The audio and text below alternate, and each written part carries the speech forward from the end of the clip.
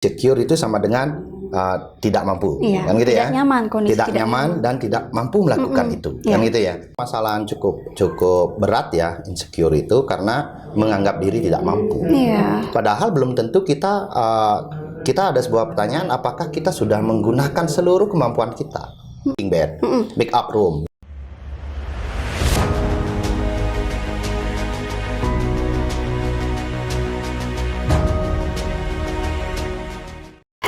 Om Swastiastu, selamat pagi Sobat Omset dimanapun berada. Semoga Sobat Omset dalam keadaan sehat dan selalu berbahagia ya. Pada pagi hari ini saya sudah ditemani seorang bapak lagi dari kemarin ya. Saya selalu didampingi oleh bapak-bapak. Nah, jadi pada kesempatan kali ini saya akan berbincang-bincang dengan beliau. Tapi sebelum kita lanjut mengulik tentang sebuah topik, nah, saya ingin bertanya dulu kepada Sobat Omset di rumah. Pernah tidak Sobat di rumah merasa diri saya lebih rendah dari orang lain, atau saya lebih jelek dari orang lain, saya tidak secantik orang lain, apa yang dipunya orang lain kenapa saya tidak punya? Pernah tidak Sobat Omset berpikir seperti itu? Mungkin sebagian besar Sobat di rumah pasti menjawab, iya saya pernah. Nah, lantas kira-kira apa yang menyebabkan hal tersebut bisa terjadi pada diri kalian? Tentunya ada berbanyak hal yang menyebabkan hal itu terjadi. Nah, untuk lebih jelasnya mengenai hal tersebut, saya akan berbincang-bincang mengenai topik yang akan kita bahas hari ini bersama Bapak yang sudah standby dari saya dari tadi. Ketika kamera on cam sudah berada di samping saya. Langsung saja kita sapa beliau. Selamat pagi Bapak. Pagi. Iya. Sebelum kita lanjut berbincang-bincang, mungkin Bapak bisa memperkenalkan diri atau menyapa Sobat Omset yang ada di rumah? Ya, siap. Selamat pagi. Salam bahagia untuk sahabat Omset semua. Saya Kedung Gunarte, guru di SMK Negeri 1 Susut. Saat ini saya membantu Bapak Kepala Sekolah di bidang sarana prasarana. Saya kira cukup. Itu perkenalan dari saya. Kepada Bu Sik, silakan. Oke, jadi beliau ini merupakan salah satu pengajar sekaligus wakase di SMK Negeri 1 Susut. Baik Pak, seperti yang di awal saya bilang tadi, mungkin Bapak sendiri pernah tidak menganggap, kenapa sih saya tidak seberuntung orang lain? Kenapa saya tidak seganteng orang lain? Pernah tidak Bapak beranggapan seperti itu pada diri sendiri? Itu pertanyaannya bagus, dan hampir semua orang, termasuk saya sendiri, pernah mengalami itu. Nah, jadi setiap orang punya pengalamannya sendiri, punya perasaannya sendiri, dan tidak pernah sempurna. Gitu. Ini kenapa kita punya perasaan seperti itu, karena kita dibekali rasa itu, rasa kurang percaya diri, ada rasa tidak percaya diri, rasa kurang mapan, ada rasa kurang mampu, sehingga menyebabkan kurang pede. Nah, jadi kalau berbicara hal tersebut, bukannya kita tidak bersyukur ya Sobat ya.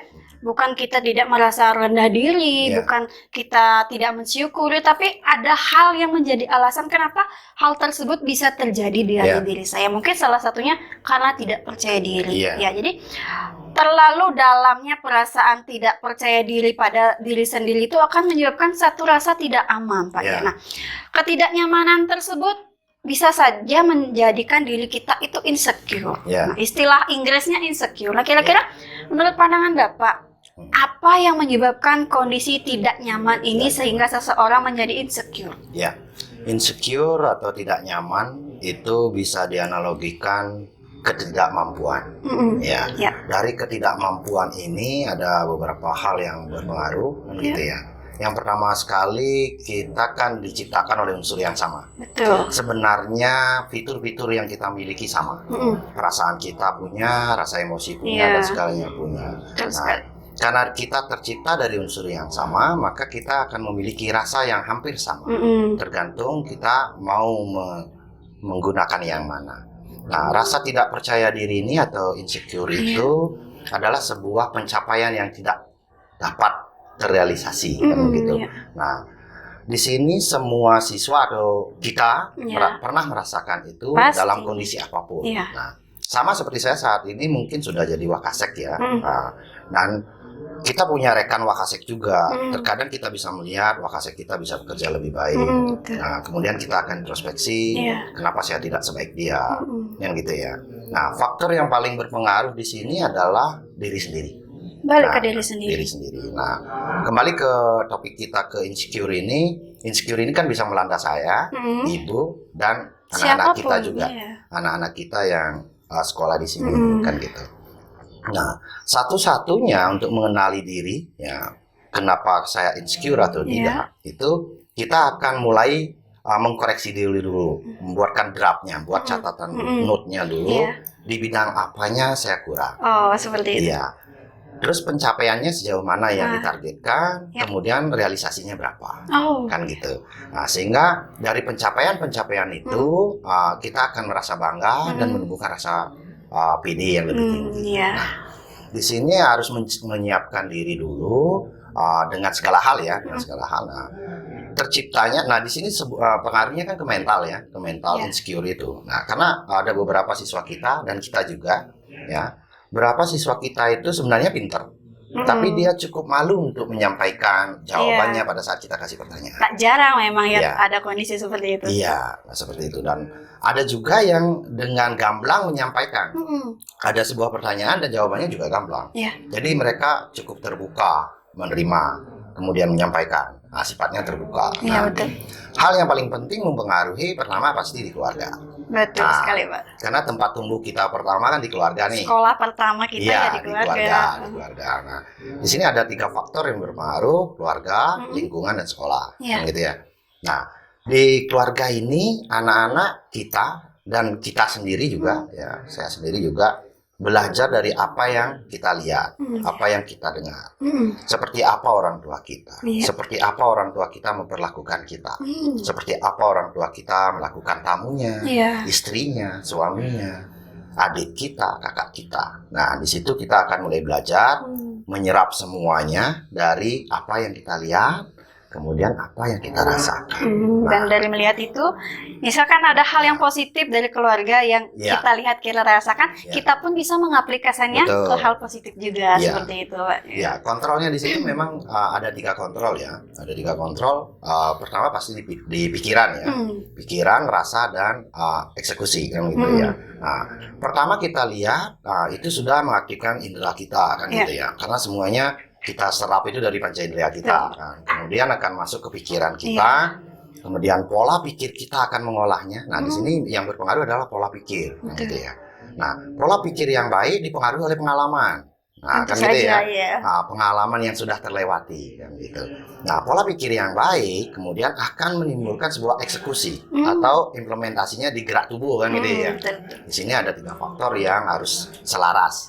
Nah, pikiran, kemudian perasaan, kemudian eksekusinya. Eksekusinya seperti apa? Actionnya. Nah, yang paling bisa kita lihat adalah actionnya. Nah, gitu. Nah, di sini seperti apa anak kita atau siswa kita, insecure apa tidak, itu bisa kita lihat dari bahasa tubuhnya. Yang semuanya bersumber dari sebuah pikiran dan perasaan. Betul, Pak. Untuk menanggulangi itu memang langkah pertamanya harus tahu dulu, mengenali dirinya dulu. Mengenali dirinya, seperti apa dirinya, kemudian masalahnya di mana, kan gitu ya. Kalau misalnya kurang memahami mata pelajaran yang dia harus kuasai, maka dia harus belajar lebih giat, kemudian mungkin praktek lebih giat, sehingga dia benar-benar siap, sehingga dia benar-benar merasa mapan, sehingga merasa sanggup. Karena insecure itu sama dengan tidak mampu, kan gitu ya. Tidak nyaman dan tidak mampu melakukan itu, kan gitu ya. Tidak mampu di posisi itu. Kemudian satu-satunya jalan adalah mempersiapkan diri. Nah, sebelum dipersiapkan harus kenali dulu dong. Masalah saya di mana, apa yang menyebabkan? What happened kan gitu ya. Apa yang terjadi sama saya? Kemudian masalah saya apa? Kenapa saya seperti ini? Kan gitu ya. Nah, kemudian kenapa saudara kita, misalnya teman kita bahasa Inggrisnya bagus sekali, kenapa saya tidak bisa? Padahal di sini kita sekolah perhotelan, misalnya seperti itu. Kemudian kita akan mulai belajar, menyiapkan diri. Nah, banyak hal yang bisa kita lakukan untuk meningkatkan level pengetahuan kita di bidang itu. Sehingga dengan modal itu, kita lebih pede, insecure, terkikis. Ya, bisa sedikit dikurangi. Iya, terkikis, sedikit akan berkurang. Nah, di sini memang ini permasalahan cukup berat ya, insecure itu karena menganggap diri tidak mampu. Iya. Padahal belum tentu kita ada sebuah pertanyaan, apakah kita sudah menggunakan seluruh kemampuan kita? Padahal bisa jadi belum, baru 50%-nya, tapi kita sudah menganggap semuanya. Belum benar-benar bertarung sampai habis. Kita belum mengenali apa yang ada dalam diri kita secara menyeluruh. Kita belum tahu. Terlanjur menjudge diri. Saya nggak bisa loh, padahal menurut orang lain padahal kamu mampu. Gitu. Tapi diri sendiri yang menilai saya kok lemah, saya kok nggak bisa. Jadi belum memahami dirinya sendiri. Seperti itu, Pak ya. Seperti itu, Bu Sri. Nah, sekarang anak-anak kita atau kita sendiri itu butuh dukungan sebenarnya. Butuh dukungan mental, butuh dukungan tidak hanya finansial kan gitu ya. Misalnya mereka sekolah, dia butuh finansial bekalnya, kemudian dukungan kasih sayang yang non finansial. Betul sekali, Pak. Kemudian mereka juga butuh support atau sebuah hadiah. Hadiah itu rewardnya itu kan tidak harus berupa uang ya. Mungkin sekedar kata sanjungan, kamu bisa. Pujian sederhana pun bisa menaikkan rasa pedenya. Dan insecure itu sedikit demi sedikit pasti akan berkurang. Akan terkikis. Di sini harus pas antara harus balance antara punishment sama rewardnya. Kita tidak hanya boleh menghukumnya, tetapi kita juga harus memberikan rewardnya. Nah, seperti itu.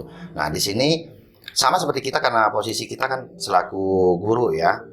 Pada saat saudara kita atau anak murid kita itu melakukan suatu kesalahan ataupun mungkin dalam melaksanakan tugasnya belum sempurna. Nah, di situ mungkin kata sederhana saja bisa menyemangati dia untuk belajar lebih giat.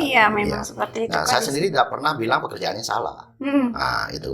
Saya hanya sampaikan ini belum betul. Mungkin ketika memang itu salah, perhaluslah cara penyampaiannya bahasanya. Memang dia salah, tapi biar tidak mendownkan rasa. Gunakan mungkin penyampaian, keliru gitu misalkan. Tidak disampaikan dengan gamblang, kamu salah loh. Paling tidak kita harus sampaikan, ini udah bagus, tapi sebenarnya kamu bisa lebih dari ini. Betul, seperti itu, Pak. Kita bisa sampaikan, kamu punya potensi lebih dari ini. Nanti kamu lebih giat lagi. Nah, di situ kita sudah memberikan sebuah reward, sudah memberikan dorongan untuk melakukan yang lebih baik. Seperti itu, Bu Sri.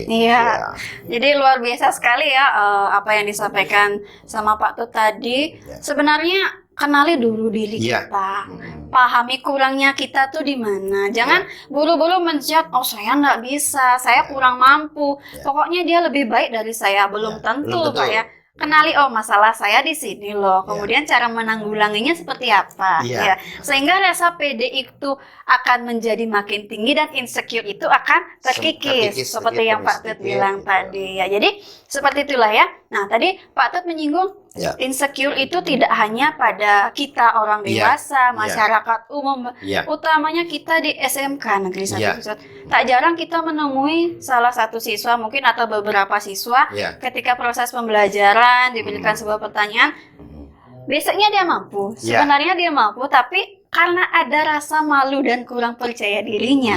Nah, kemudian taktik atau trik apa yang Bapak lakukan sebagai seorang guru agar si yang tidak pede tadi supaya pede mengungkapkan pendapatnya?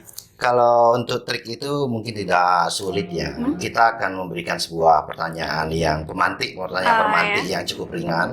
Kemudian kita sarankan atau diwajibkan setiap orang harus ngomong. Terlepas dari jawabannya itu benar atau salah, kan gitu ya. Nah, di sini jawaban benar atau salah atau belum betul atau betul itu relatif. Tergantung dari sisi mana kita melihat dari sebuah jawaban itu. Nah, seperti itu. Di sini ada sebuah kewajiban. Kita kasih sebuah questionnya pertanyaan yang sama dan tidak terlalu berat, ya. Kemudian kita wajibkan untuk menjawab, mengeluarkan pendapatnya yang mereka tahu. Sehingga dari sana kita juga bisa tahu wawasannya sejauh mana, seperti itu. Dan di situ selalu kita sampaikan bagus, karena ini haknya untuk menjawab seperti apa yang dia tahu, apa yang dia mau, seperti itu. Dengan seperti itu kita bisa tahu pengalaman anak itu seperti apa, kapasitas pengetahuannya sampai mana, Nah, kemudian di sini akan dilakukan pembelajaran diferensial. Nah, di situ. Nah, di sini nih udah pada saat pembelajaran kita sudah mulai tahu di asesmen awal itu. Iya, betul sekali. Asesmen awal itu kita bisa tahu kemampuan anak-anak terkait misalnya materi apa. Nah, di situ bisa kita kelompokkan. Mana yang level tinggi, menengah, dan kurang. Ya. Kemudian dalam pelaksanaannya nanti kita bisa kelompokkan mereka dengan ngasih materi yang berbeda, dengan teknis yang berbeda, dengan pengawas yang berbeda. Oh, seperti itu. Memang di sini perhatian kita ini kembali ke kita selaku orang tua, ya selaku anak juga kan gitu ya, karena kita terlahir dari orang tua kan gitu ya. Selain kita jadi orang tua, kita jadi anak dari orang tua kita. Nah, di situ kita sebenarnya sama-sama belajar, sama-sama mendampingi, yang paling penting adalah bagaimana perasaan mereka nyaman dulu. Nyaman, tenang, damai. Setelah itu baru kita bisa belajar, baru bisa memberikan sesuatu ke dia sehingga dia itu bisa menerima sesuatu walaupun tidak banyak. Nah, di sini muatan yang harus diberikan karena terkait dengan insecure, kan gitu ya. Maka motivasinya kita harus memberikan motivasi lebih banyak ke kemampuan dirinya. Kita lebih sering memuji kemampuannya dan memberikan statement bahwa dia sanggup lakukan itu. Nah, sehingga di bawah alam sadarnya dia akan tercipta bahwa dia adalah orang yang sanggup, dia yang mampu, ya kan gitu ya. Kemudian kita akan sering memotivasi untuk hal-hal yang kecil dulu dengan memberikan tugas-tugas yang kecil, tanggung jawab yang kecil. Nah, nantinya dari tanggung jawab kecil ini akan berkembang untuk hal-hal yang lebih besar. Lebih besar. Iya, karena di sekolah ini sebenarnya kan memang tempatnya ya untuk memberikan sesuatu yang lebih, sehingga anak-anak keluar dari sekolah kita itu memang benar-benar, terutama di karakter kan gitu ya, di karakter. Karena kalau udah karakternya bagus, maka yang lain pasti ngikut. Iya, betul. Ya, baik keterampilannya, baik pengetahuannya, baik sikapnya, itu pasti akan mengikuti aliran itu. Nah, yang paling sulit adalah pembentukan karakternya ini, karena karakter ini sudah dibawa dari rumah, dari bayi. Makanya kembali peran serta orang tua ini sangat penting. Ya, pendidikan awalnya dari baru tahu bilang bapak, dia harus memberikan, orang tua, beliau harus memberikan sesuatu yang terbaik untuk anak-anaknya ini. Nah, itulah investasi yang paling bagus. Betul, Pak. Di karakter ini. Nah, dari karakter-karakter yang baik ini akan memunculkan pribadi-pribadi yang baik. Iya, kebiasaan-kebiasaan yang baik. Nah, itu kembali ke 3 pokok tadi. Pikiran, perasaan, dan eksekusi kita. Iya. Mulai berpikir yang baik, kemudian mulai merasakan hal baik, kemudian mulai mengimplementasikan kegiatan yang baik. Nah, karena sering kita melakukan itu, maka kebiasaan menjadi sebuah kebiasaan. Jadinya. Kebiasaan yang kita lakukan itu akan menjadi sebuah karakter. Tepat sekali. Jadi lahirnya sebuah karakter itu prosesnya dari sana, dari sebuah proses itu. Iya. Nah, sekarang bagaimana kita orang tua memulainya mengisi itu dari awal, gitu ya. Nah, permasalahan yang terjadi di SMK, kita memang sudah dapat warisan dari pendidikan sebelumnya. Ya, memang cukup berat untuk menyiasati ini kan gitu ya. Tapi pasti ada jalan untuk ke sana gitu. Karena bisa saja pada pendidikan awalnya mereka anak-anak kita itu belum kesentuh dengan perasaan yang baik.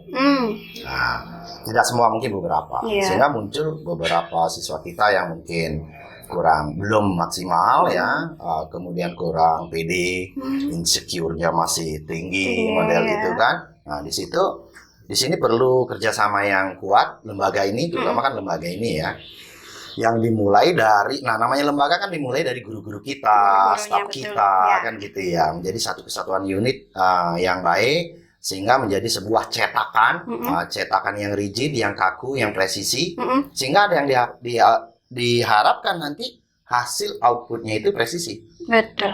Kan gitu ya. Masyarakat, orang tua menitipkan anak-anak kita di sekolah kita. Nah, kemudian sekolah ini kan sebuah cetakan ya. Ya, mau jadi bataku apa batu bata kan gitu ya. Tergantung nantinya cetakannya gimana ya. Kalau memang orientasi kita untuk menjadi bataku yang bagus, maka sumber materialnya harus bagus. Kemudian cetakannya pun harus presisi. Harus solid. Harus solid. Karena disinilah tantangan kita, karena kita adalah sebuah lembaga yang dikerjakan atau pegawainya banyak, gurunya banyak. Kita harus menyatukan visi dan misi, gerak langkah kita.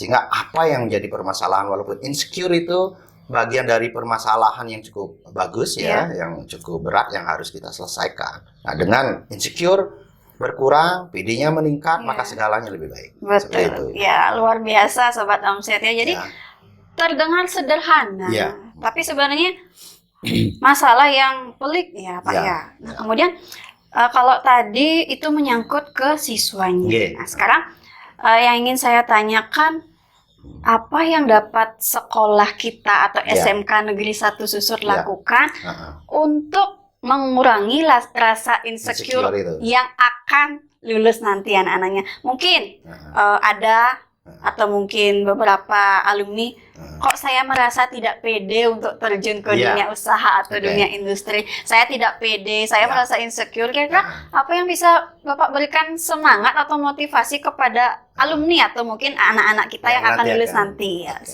Nah, begini Bu Sri.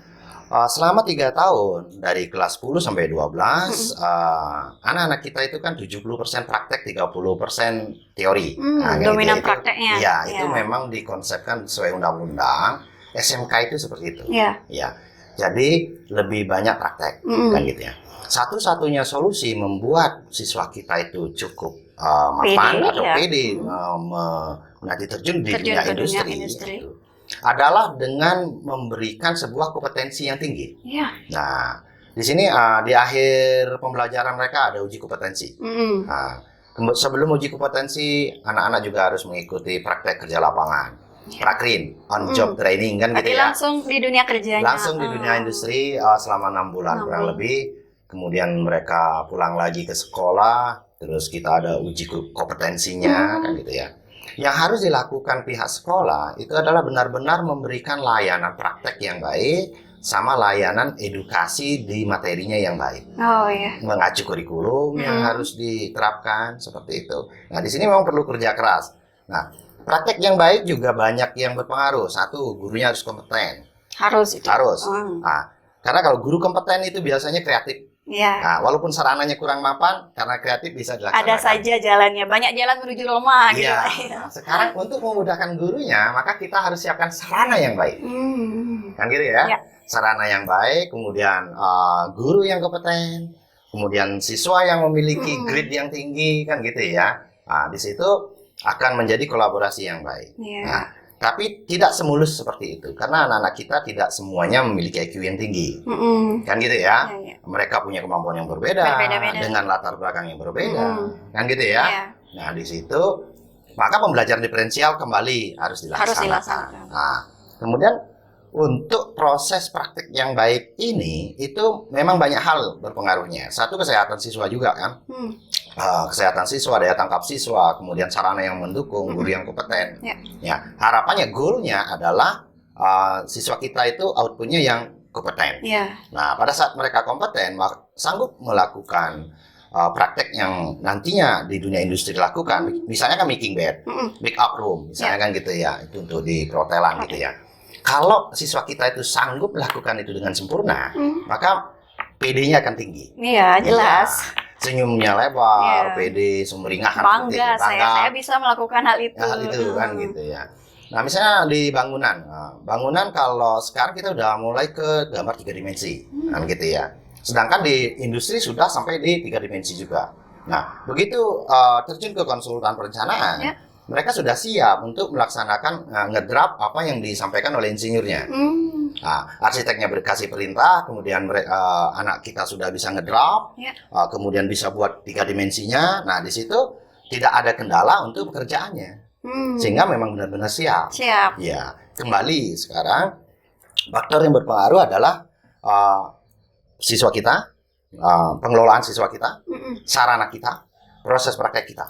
Itu tidak bisa lepas. Jadi biaya, mutu, dan waktu pasti terikat.